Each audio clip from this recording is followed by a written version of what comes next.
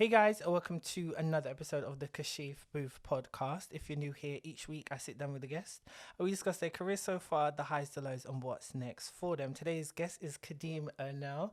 We've known each other since 2003, so that's when I was 11. He was what, 12? Year 12? He was in year 8. We went to the secondary school called BTG, aka Bishop Thomas Grant, aka we got bullied and called Batman Training Ground. That's another story, and we won't even get into that. Yeah.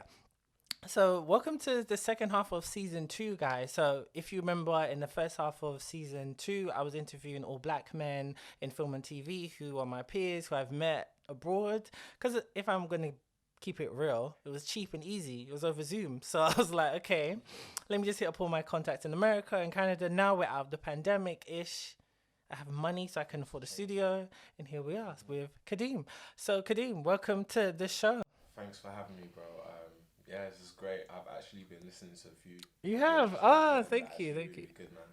Bro, you just transcend every time. every moment, like you're just always just perfecting and just getting better at your craft, man. And it's just great to see how diverse you're taking this whole industry, like your vision, where you intend to go, how you're gonna get there. Like you've got it mapped up in a way that I can only just applaud you for it, man. Oh, thank you. I appreciate that. Well, I had to have you on the show. I'm like one of your mentors, and it's crazy, basically. And like, it's crazy because it goes back so far. Because I remember when you reached out to me, I think it was like 2015. Around that time. Yeah. And I remember I was like, okay, cool. I'm going to keep you posted and I'll let you know stuff. But then it's weird because that was a transition period for me. Because at that point I'd done projects on and off for like uni and stuff, but that doesn't count. You're just kind of trying to find your footing. But it wasn't until 2016 where I was like, I want to do this properly as a company and stuff like that. And so I needed people. So I had worked in the TV industry for only like 18 months at that point and had a lot of experience working in factual and scripted. And so I was like, okay, I want to do this by myself. So I was like, okay, Kadeem has Kit. Let me hit him up. And then you had Sasha, and that's how we worked together. Yeah. And then we shot that Nate and Jamie pilot. And that turned into, that wasn't even supposed to be a pilot. It was literally just supposed to be a sketch, and then it turned into something. Yeah. I remember when I approached you, before leading up to me coming and saying, hey, I want to get involved, like, I was starting to see your work and see how you were getting involved with all of these other things. And I remembered you back in school, remembered you back in college, like, it was always the same area. You were always in media, you were always with a camera, you were always with a bunch of people trying to do something creative, and it was one of those things where I would watch from a distance. Do you know what I'm saying? Because mutual friends and all of that. But as you get older, as you move on with your life, like those connections fall away. Do you know what I'm saying? But it's nice to always have that idea or that sense of, I remember Kashif, and when Kashif was doing that thing, he was a great guy. Do you know what I'm saying? And now that I see him doing more things, I'm developing an interest in it myself. Who am I going to go to but an expert or someone who has that bit more experience than myself, and who I can gain some nuggets from, some information, and just build from there, because, it gets to a point where you're just like, you're 18 plus, you're trying to find your footing, as you said, and really early on, you figure out it's a connections thing, who almost kind of determines how far you'll go. Do you know what I'm saying? And yeah, so I remember it on a little bit, but I remember when I was seeing all the stuff he was doing, like the things that you were posting on Instagram and stuff, and I was like, oh yeah, cool. At the time, me and Sasha, Sasha is like, he's a comedian. Yes. Total comedian. And I'm telling you, there's so many stories from behind closed doors. Me and him just busting up, and I was just like, one day, you know what? Nah, man, this is too funny for we can't be the only two like getting jokes like this. Like, we gotta try and take it somewhere. So literally, I remember it was August 2016. Literally, just jumped on YouTube one weekend. Was like, how do we start a YouTube account? Created a YouTube channel. Like, did like a really basic logo. It wasn't even basic actually. A good friend of ours, graphic designer, put together a wicked piece. His name's Itu Malifi. So you're listening, bro, shout out. Great creator as well. So he gave us that little bit of an edge. We felt, alright, cool, we've got a professional looking kind of, logo. We're kind of trying to build our identity and figure out what we want to do and stuff. And bro, comedy is hard. Very. Comedy is hard. It's hard to write, it's hard to direct, it's hard to get right. You know what I'm saying? And especially when you don't yet know what kind of audience your form of comedy is going to attract. Do you know what I'm saying? So there's so many questions, there's so many difficulties there. And, we tried a few things. We did like our first skit, which is how I met Benita and got introduced to her. She played my love interest. Oh, and, we were sitting down on the couch, and then the idea was that, your girlfriend goes to the toilet. And then when you go to the toilet, the seat's up. You're just like, well, why's the seat up? That doesn't make any sense. Total flop. But it was a great example and a great first step to getting better, and you have to, even when you're starting, you realize how many things just aren't going your way. You get the camera, but now you've got the camera, now you've got a problem with lighting. You get lighting, now you've got a problem with sound. Get sound, now you got a problem. It's like it just carries on and carries on and carries on, and then when it boils down to it, it's like, well, what is it that we're trying to do here? Why are we trying to create this piece? What is it for? And when you remember those things and remember how important those things are to you, that's the thing that pushes you and drives you to get better, to go further, to make sure that you complete. When we go on to talk about, projects that you and I have done and been involved with, like, difficulties arise tenfold than when you started. Like, it doesn't get any easier, not at all. But yeah, man, I remember we sat down, we went to South Bank. Yes, I remember. Yes, yeah, I was literally telling, so in my day job, I work as a IT analyst, but I've also got apprentices now, and so there's that mentoring element being applied in other areas of my life, which is great. And I was literally talking to one of the apprentices yesterday about projects that we've done, and like got him to watch a few bits, and they saw Uncle Felix, they saw some of the earliest bits, yes. They watched the vlog, they saw the first episode of South Beast, and they was like, yeah, this is actually pretty cool, and they found interest in it there. But yeah, I just remember we sat down, and it was a really quick conversation as well. Yeah. I don't remember we really spoke about the ins and outs or anything. No, I think I was just saying, like, this is what I want to do, this is how it's going to be, this is when I'm going to shoot, and this is what I need of you, and just kind of like letting you know, and I think I wanted to break the ice. We had not spoken in a while. I mean, people think, oh, you got people on social media, you double tapping on a picture doesn't mean you're staying in content. Like, even I think we went to school together at college, but the difference is that it ended up being just a you're right kind of thing, and you move on and move on and just live your life, innit? So we hadn't really spoken like that properly. So it was just about, hey, what's going on, and and then kind of go from there. And it's funny you mentioned about how comedy is so hard. I mean, you saw kind of what I do with Nate and Jamie. Yeah. I think with Nate and Jamie, for those who don't know, the character called Nate, I knew the actor for a long time, and so for me, it was very easy for me to know how to write for him. So I knew that he would be able to deliver the punchlines in a way of how I could just like deliver it to him and direct him in a way and say, okay, this character is slow and dim-witted. And then the way how Samuel, don't cuss me, but the way how he processes information sometimes, you know what I'm saying? And the way how he's very extroverted in his way of making sure he says what he says at all times, you know, I knew he'd be able to deliver it in the way I wanted to. And my audience, I knew, was going to be young black boys who were like 16 to like maybe 21. So I already knew that target audience. But that's just my experience because I knew where I wanted to target and take it. But for you, it was definitely a point of understanding how the industry works, who you're gonna write to what your audience was. And that's what you did. You did sketches on Instagram, you did sketches on YouTube, and then you built like that. I mean, I loved your sketches. Uncle Felix. My favorite one of yours also was that time where I think Sasha was like a model and you was trying to direct it. That, I tell you, that I watched that so many times because it was so funny. And like, that's what I mean. We loved seeing that. And Yaz, my exec producer, we were always like pushing you guys because we saw your potential, and we just wanted the best for you to just kind of learn and grow like that. And you did, and as I think about, it's been so long now because we started shooting Nate and Jamie in November 2016, and and that took ages to shoot as well, and it was so good just to watch you guys learn and grow. I could see the director in you coming through, and I could see the DOP and Sasha coming through, and then just even seeing you guys mess about. I remember one post you made, and I think I threw shade at you on your comments because I knew you was trying to be like those Instagram models. Where were you? You in like some tank top, and it was snowing, and I was like, "What is going on?" Yeah.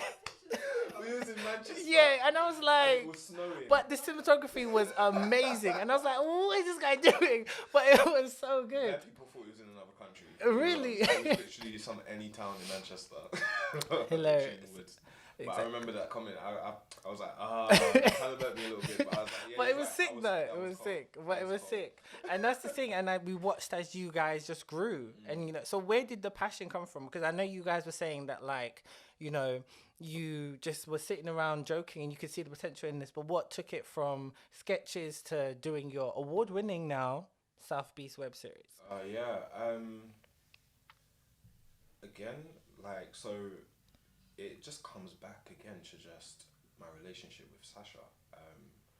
Sasha is like, it's my brother, you know what I'm saying? And any time that I would spend with him, we'd either be playing on a console or watching a movie and like commenting over that movie, like making comedy, like even during an action film, or like if we saw something ridiculous in a comedy film, like we'd start to question like, what are these directors doing? Like we make jokes like that and stuff, and we joke about it and be like, oh yeah, we're gonna do our own stuff and it's gonna be way better than that. And it was always just talk, but ultimately it got to a point where, after our first experience being on set with you on Nate and Jamie, like, because we didn't know what we was gonna do. Like anytime you said, all right guys, I need a camera here, boom, like, and we'd ask the question, is this how you want it? Is this? Yes, I remember that. Yeah. Is this the way you want me to hold up? Is this setup good enough for you guys? Like, because I'm looking at it as I'm a total novice in this area, but my intention is to get better, and the only way I'm going to get better is if I apply myself in that field, and that might mean I need to do something that maybe I'd think someone else could do, or I can't see why that would be important, but I'm that guy where when you're watching Karate Kid and Mr. Miyagi's like wax on, wax off, and you don't realize like why it's important for you to do those things until later on, and you can just style everyone up the way that you want with finesse, total and finesse. And so we got really excited. I was hella excited after that day shoot. Like we talked about it forever, and we were just like, like Chief's planning the next one. He wants to do more. Like he wants us to get involved. Like yeah. And it was fun, being on set, actually meeting people who have like-minded interests to you, no matter what position they are playing in that project or that piece. You get to just understand people for who they are. You learn about other people's goals, other people's ambitions, and you quickly figure out that there are other people who you can build with, and that was the quickest interpretation, or the quickest lesson I learned about understanding that you can't do this thing by yourself. For those that are fortunate to be able to do it with either themselves or a very small group of people, congratulations, but when I see just the amount of work that a small collective have to do, for one person, for me, that's too much, and I'm gonna burn myself out before I even get 1% of the way on my journey. Do you know what I'm saying? So I was just at a point where, after we saw the shows that you've done, and I think after we'd done the first season of Nate and Jamie, you were talking about doing a more serious piece of work that was coming up. Excuse me. Newlyweds. No, it was Imperfect after that. Imperfect with Lauren and Abby. At the time, what was happening, like me and Sasha's personal life was, Sasha's sister, she fell pregnant, and that was a whole situation, and she wasn't getting the support that she needed. I was probably a part of that to an extent, but you know, I remember having a really candid conversation with her, and she really bared herself with me, and I went away, and I was feeling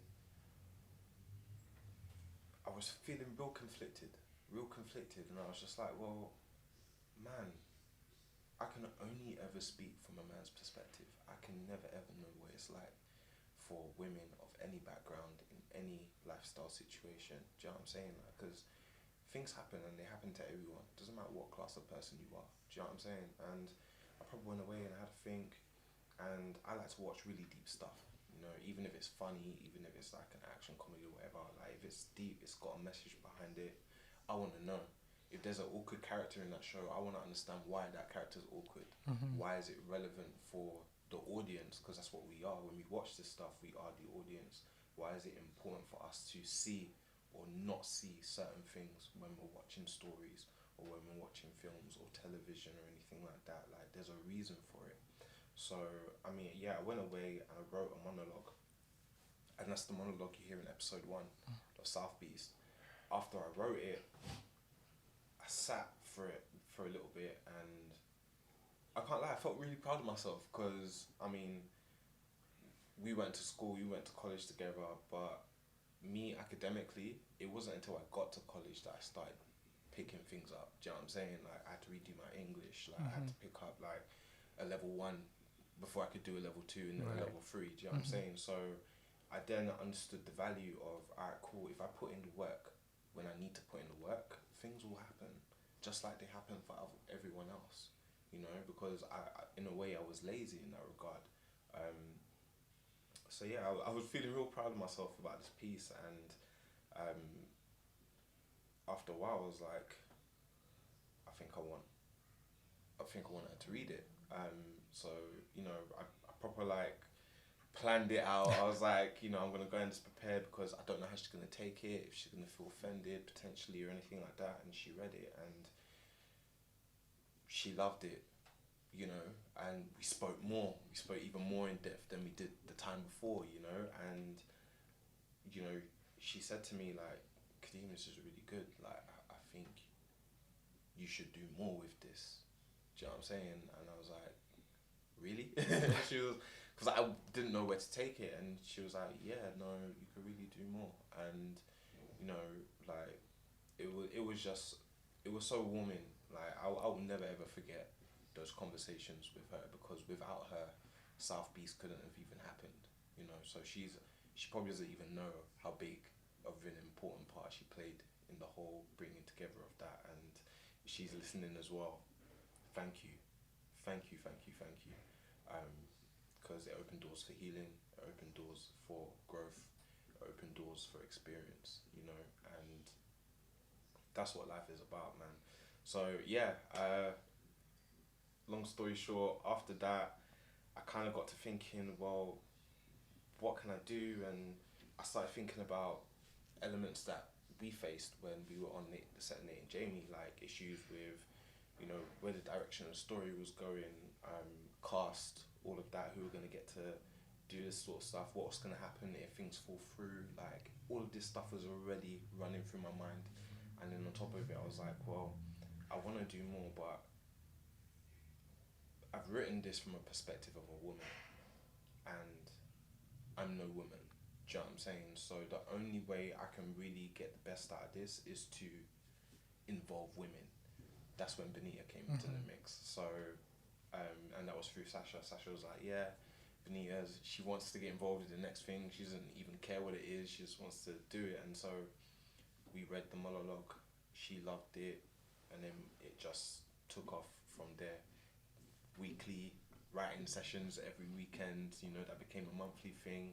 You know, still continue to work with you on your projects and stuff, getting better at the craft that we're gonna potentially need at a later stage. And yeah, man, that was essentially the birth of South Beast. Wow, I mean, I knew bits of it, but I didn't know all of that. So to hear that is really good, because ideas come from somewhere. A lot of people can walk around with ideas and it pops into their head, but a lot of the best authentic stories come from personal experience and stories. And it's like, I remember when you asked me to help you brainstorm for South Beast, and I remember I met Benita that day, and we had a good time that day. And she's so funny as well. But it's like, we brainstormed such great ideas, and I remember watching the show and seeing some of the stuff we brainstormed still in that all those years later. So it was really nice to see that in it as well. And it's like, I think I told you how I came up with Nate and Jamie as well. That was through a story through Josh. The listeners have heard that already. But like, but it just came from us, me and him having a conversation, and then us being creatives. Our outlet is to just let it out there and just kind of turn it into art, and that's what we do. And so that's what's really great. And I totally understand what you meant about, you're not a woman, but you had to write from a woman's perspective. And so that was with Imperfect when I had that show. What I did was, I knew what I wanted to do, because I wanted to continue those two characters from Nate and Jamie and give them a voice. But I didn't know how was I supposed to do it. So what's funny is that I based a lot of my conversations with girls in the show. For example, the third episode of Imperfect, that whole debate and conversation I literally had that with a friend. And I sent it to her. She was like, "What's wrong with you? Why did you do this?" And like, literally... But then I also binged, and I watched Sex and the City for the first time. I watched a lot of female-led shows just to see the direction of what they were doing, what were they talking about, how can we like build a story arc from a woman's perspective, because we're both men, so like, how are we supposed to do that? And that's how you build, and you've got to have that female input as well. Just vice versa, if it's about a man, you've got to have men in there as well, but then you've got to have a nuanced view, because I'm always trying to say on this podcast and in all my discussions is that we're not monoliths. So there's different sides to black men, what people don't see, and there's different conversations you and I will have, which a woman won't hear about, so that's the difference. So it's good to hear. I think even on the back of what you're saying, and I think this is an important element that maybe a lot of other creators fail to share when asked how or what inspired you or allowed you to create the way you do. And a lot of it comes down to perspective. The minute you start writing a book or creating a TV show or making music, that comes from a place of what are the pros already doing. When you're watching certain web series that Netflix have become really, really famous for, and really well known for, like the production, and when you're watching these stories and you're starting to unfold the little bits, why the color, why the lighting's like that, why they've got it so misty, why they're wearing those particular outfits, using those colors, why are these characters behaving in a certain, why is the camera moving in a certain way, zooming in, creating all that. And these are things that I picked up from you originally. Honestly, it was only when you started to mention these things that me and Sasha actually went away, did some research. That's when Sasha totally leveled up. Honestly, I will praise him all the time. The way he just honed it in his craft is what is amazing to see. I'm telling you, this guy, I would see him on a weekend, right? So I come on a Friday and I wouldn't leave till like Sunday. Sometimes I'd leave on the Monday, right? And for 4 or 5 days, I would not see him or hear from him. And every Friday that I would arrive, Kadeem, bro, I've been watching this online. This thing about light and why there's this thing called a tungsten light, and there's this thing called this, and there's a C-stand, and when you use these particular colours, and there's these filters, and I'm just like, bruv, but what time did you find to do all of this and get all of this knowledge? And this was consistent. This was consistent to the point where I noticed a very dramatic change in the way he was performing and the things that he took interest in. And I was like, wow, bro, keep going. Do you know what I'm saying? Because you're actually impressing me now. Like, I thought when we was doing this, we were just going to see where it would go, where it would lead, not really have too many expectations in place. But, man, the guy just took off. And when I saw how he was maneuvering, I was like, man, I thought I was working hard. Or I felt like I was working hard. But this guy showing me another level. You're showing me another level.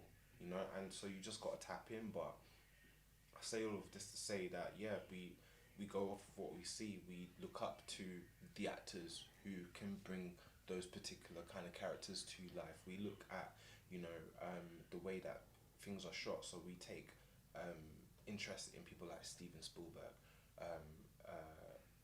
what's his name? Dude that wrote Black Panther, Ryan. Oh, Ryan Coogler. Yeah, Coogler. You know, you start paying attention to even the actors who then go on to produce or direct. You know, Ben Affleck, Jessica Gardner. You know, the list goes on. Like, and when you tap into that and you start to dissect and be like, I'd love to know how they did that shot, or I'd love to be able to do that, or I think I might have done that a little bit differently. How can I try that? Pick up an iPhone, pick up a little DSLR, cheap compact camera even. Exactly. Do you know what I'm saying? And just literally just start. You were saying about working hard and how Sasha worked hard, how you worked hard and you really honed in on your craft. It just kind of like this week when we're recording this, you've got Kim Kardashian talking about get your ass up and work. A couple months ago, we had Molly May talking about 24 hours in a day and to get where you want to be. And it's like, I find that as a trigger and a pet peeve, because you're telling people to work harder, but we're working hard and we put in that work, but we're still waiting for that big break moment. And it's like, we put in the work, but when you don't have privilege and you don't have the connection to just put you in straight away, then that's where it stops you from getting to where you want to be. And especially when we're people of color, it's a whole nother ball game. You're trying to, because the other day I saw this guy, he's a white filmmaker, and he was saying on Twitter, yeah, this was my first film and it just went everywhere and did this. And I'm just like, huh? Wow. But then I have to remember, wait a minute, I'm black. So obviously it's going to take, it's not going to be the same, because the doors open to them are completely different to me. We're still trying to make sure we apply for schemes and get through here and there. But we have to also just recognize what we've done. So for you to be able to do, how many episodes of South Beats was it? 10? 10. Now, I remember when you came to me with South Beats and was telling me about it. Remember I told you I was petrified because I didn't want, I was like, you was telling me to do like please, 3 or 4, because I was like, because I just yeah. didn't want you guys to just burn out and whatever. And then to see it pulled off, I was like, amazing. Because like, I was having conversations with people and saying, oh, South Beats, and they were like, oh yeah, I've seen it. So I was like, great, it's getting there. And that's the thing, like, everyone could see how good it was, because I said to you before, forget about the quality. Doesn't matter. As long as the storyline's there, that's what people care about. When you look at Issa Rae's web series Awkward Black Girl, the production quality is terrible, but the content was there, and that's what made it do well. The content for the first season of Nate and Jamie was there. Production quality, of course, I didn't have the money, but we built, and then you made it work and you improved. So when you do season 2, it's gonna look amazing anyway. Oh, I've already got it. See, so like, can you give us like what's next? Like season 2, like what's going on with that? Because it came out 2018. Check out episodes 1 to 10, guys, on Bad Raccoon Media YouTube channel. Go plug. But like, because it's been so long, and obviously the pandemic has pushed things so back, because it's been like almost 4 years since it came out. So what's the update? Definitely. So season 2 is very much still happening. It's essentially something I spend every other moment of my day thinking about, if I'm not writing, or thinking about, you know, how I'm gonna get some of these characters back, maybe what new dynamics we're going to try and explore. Ideally, we're going to be skipping ahead of time, that much I can say. So there will be a time gap, and that's going to be to do with the pandemic, because it is something that is affected lives forever, essentially, and has been a part of history. So definitely incorporate that. I think that will help bring light to a few other topics concerning that whole area in and of itself. So that will definitely be happening. So our characters are going to be a bit older.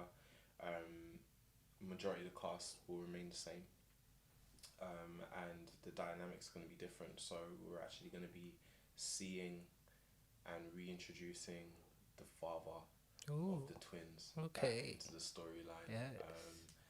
Things are changing, as well as the mother is not as squeaky clean as she's been made out to be.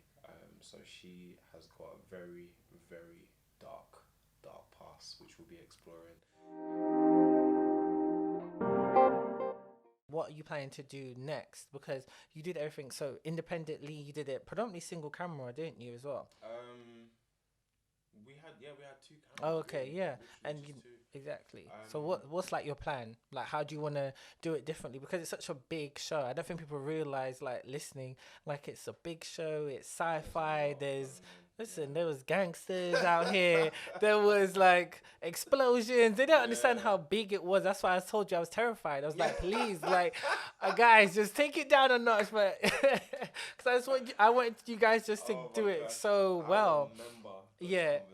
And I was like, and then, but I was like, I'm here if you need me. But then that's why that time when Yaz and I visited on set, we was just like so proud of you guys, because we was like, okay, you guys are pulling it off. We don't have anything to worry about. And you guys did it. So, like, logistically, what do you plan to do next? Like, how are you going to take it next level? Are you going to work with new DOPs? You're going to get bigger crew? How are you going to fund it? Like, what? Tell the listeners that, because a lot of people always ask about funding, but it's like, logistically, how can you still make something on a budget? Because season 2 of Nate and Jamie looks amazing. That still was done with no budget, but I gained so much more contacts who were fans of the show and they wanted to help and do it better, and I was able to just grow like that. So how are you planning to do that? Like you mentioned already, investing in more camera, DOP, sound especially. Oh yeah, because that, anyway, God look, almighty. That's another conversation, because I don't want to be cussing out sound guys, but that one, God yeah. Almighty. God almighty, that's all I have to say. Yeah. Sound is definitely something that is imperative. The sound that we did produce was okay to a degree, but I knew for a fact it could have been better. And not even just that, but I underestimated your comment when you said sound means a lot. You know, I figured, yeah, we can figure her out, but Oh, pause. I'll tell you a funny story, yeah, because I remember when the day we came, me and Yas came to set that time, and I remember you had homegirl at the laptop and my guy with the boom. I think he had a boom, and then I didn't want to, because we were just trying to support. We didn't want to take over. So I remember I heard a plane go by, and I was like, "Cut," and she was like, "What? What do you mean?" I was like, "Didn't you hear the plane?" She was like, "No, I didn't get it."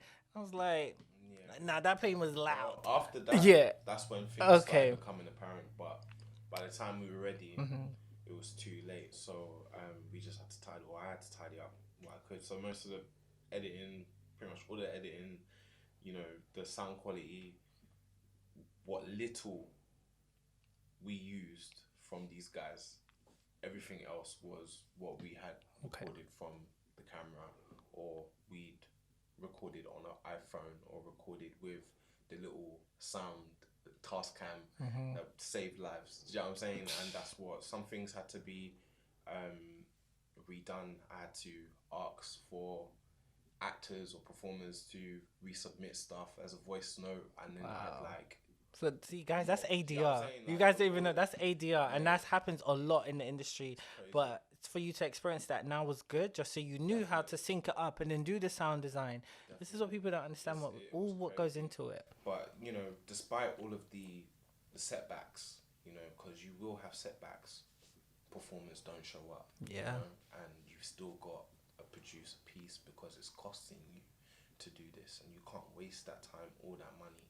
You know, so quickly I just started to apply myself, man. I'm just like, hey, look, I either do not have it in me to do it, whether that be financially, whether it be because of time, whether it be because of availability of other things, but this is the material that I have, and this is what I'm going to do with it. So I just found a way to finish, and as you said, like, it was just great for growth, you know, being proud of yourself when you know you spend hours watching, trying to figure something out, and then when it finally starts making sense, it's like you can do it in 1, 2, 3 clicks now, you know. So I mean, definitely DOP, in terms of like bringing in better equipment. My Sasha's always going to be that guy anyway in running that whole show. So yeah, that's all covered already. more so in terms of how I'm gonna get the project going again is I do think, and this might be a bit of a cop out considering, you know, and maybe for anyone listening wanting that advice, but really and truly, it's better, or I find it a bit more satisfying when you just put in your own for it. If it means that it takes you a year to save up that budget for you to be able to do that thing, then that's what you need to do, because ultimately that's what's going to lead towards you fulfilling what you need to do. A lot of the time we get caught up in, all right, cool, I've got this great idea, I want to produce it, but it's going to be too costly, so I'm either going to sell it to someone else who can do something with it, or I'm just going to forget about it because it's too much. No, like, still put in the work, you know. So I dabble in Forex more constantly now than I have done in previous years, because I understand it now, and that as well has been a process, a way of learning, and there's no fast way. If it takes you a year, let it take you the year. If it takes you 5 years, let it take you that amount of time, you know, because ultimately you can say at that point, I'm a step closer now. Do you know what I'm saying? As opposed to being like, who have I got to beg for funding? I can't get no funding, this, that, and the third. And all of a sudden, this project that you had people hyped about is forgotten. And now people don't even ask you anymore. Why? Because you're not even pushing for it the way that you was talking 6 months ago. Do you know what I'm saying? So, it will most likely be funded by myself. So Forex has become, or it's becoming definitely a consistent way of creating that income in a very short period of time. So I'll likely just be using those funds to get it going. And I think if anything else, once the project is complete, that's at the point where I'd maybe be looking for investment and stuff like that. So definitely will be funded again. We spent literally just under 7,500. I was gonna ask you how much it cost. And that's about right. The budget for what I intend to have happen, I know that I at least need to triple that value. Yeah. You know, if I'm gonna have any chance of getting close to the ideas that are in my head. And you made some good points, because you're pushing what you saw me do, and I'm happy it rubbed off on you, because sometimes when you do independent film and stuff, people always asking you, oh, how do you do this, or how did you do this, and you've done all that, and it's like, to get to where you want to be, a lot of people who don't understand the industry, or people, oh, you can get funding, you can do this, it's like, no, you need to build who you are first, because when you get into those spaces, you see how it's literally, it's about who you know, and it's about favoritism, you know, and hooking you up here and there. And it's like, when you see the people who get these great mentorships or these great funding opportunities, they're already established people, and they're just people who need another push to get them into the other spaces. And that's fine, and it's great that you want to help them in that way. But where's the people who haven't even got a glimpse or a little just like a little bit of what they have achieved? Where's the support for those people? And so you have to do it yourself. You have to go and put in the groundwork. I spend, because I've done the whole Nate and Jamie franchise. Listen. I still have to pay more money, to be honest. It costs like, to do Nate and Jamie, Imperfect and Newlyweds, it costs 28,000 in total to do. Talia Versus is not a part of that. But it's because I'm the exec producer of that. So there's I part own that show with other people as well. So I haven't had to put too much. Well, I have put money into it, but not to the same extent, which is great. But that's the difference. So you have to kind of put all of that into it. And then you get to a point where I'm at now, where I'm like, okay, I've done enough now. Yeah. I've done my web series. I've had all the success. I've done the short films. Now I'm just transitioning to a new phase of my career. So it's like, and that's the point where you reevaluate. So when you do second season of South Beast, it's going to be what it needs to be, and then that will take you to the next point, and that's what you'll need. And it just go like that. It will go from there, because you did the first one, and then you've got to do somewhere else, because you've got to get in the room. Talia Versus put us in the room and having great discussions, and that's why we're doing what we're doing now. So And then Newlyweds is just the wrap up, and then we'll push that into the new rooms as well. So that's the stages you do next. And so speaking of next, what's next? So you've got South Beast. What are you doing next? What have you got coming up? Because they're gonna give us wrap up time. Right. So outside of that, Sasha, he's got another production company he's working with called Cesar Entertainment. They've dropped the third episode of a docu-series called Cheat Code. Purpose is kind of in the title, but it's actually blowing up right now. It's getting a lot of feedback, and that's a project that I'll be involving myself in. I'm noticing that there are a lot more producing opportunities available. So, after directing and doing stuff for South Beast, I found that I like the writing and producing aspect maybe a bit more, and the setups and stuff, and being kind of in the background. So we've got at least 4 other projects that we've got finished. So one is another web series, and we've got 3 other short films that we just need to get filmed essentially. So that's just where the funding comes in. I know that it's going to cost between 10 and 15,000 to do just the 3 short films by themselves. The series is going to cost a little bit more naturally. So that's what I'm doing right now. I'm literally just growing the pot. The sooner it happens, great, but if it means that it takes a bit more time, it takes a bit more time. But ideally, I mean, in my day job, as I say, I'm working with apprentices, I'm training in IT and stuff. Anyone listening, if you're interested in a career in IT, get in touch. But yeah, and that's another thing that I'm enjoying, and that's also something I'd like to keep doing as well. So hopefully at a later stage, I can afford to do less hours, but still apply the same passion to what I love. So projects coming out hopefully within the next year. So again, this is the year, and last year as well. It's just a year for just growing. Either whether that be working on more stories, whether that be growing my funds, whether that be going just partaking, helping other people with projects that they want to do. I've had a number of people come to me and say, hey, could you consult and just give me your feedback on this? What kind of things can we look at? And that's another thing where I'm just like, wow, you don't even realize how you plan to do one thing, but so many other things transpire from it. But that's really where I'm at right now. Cool. So where can people find you and South Beast online? Where can they go? So we are mainly on Instagram. So it's Bad Raccoon with 2 C's and 2 O's media. It is the same handle on YouTube. It's the same handle on Vimeo. We are going to start a Snapchat close to the time when we get more projects coming up. But that's essentially everything. Everything is linked to everything else. So if you go to Bad Raccoon Media, you will find my personal space. You will find Sasha. You will find other people mentioned like Benita. And again, just shout out to everyone listening. I hope that there are some nuggets in here that people are picking up and applying. But the idea or the message is just go out there and apply yourselves, man. Well, thanks, Kadeem, for coming on the show. Thanks for being my first guest in season 2B of my podcast. So thanks again, guys, for listening. You can follow me all my user socials, Kashif Booth, the Kashif Booth podcast, or Kashif Booth Entertainment. Stay tuned for new episodes coming soon. KBE. Yes.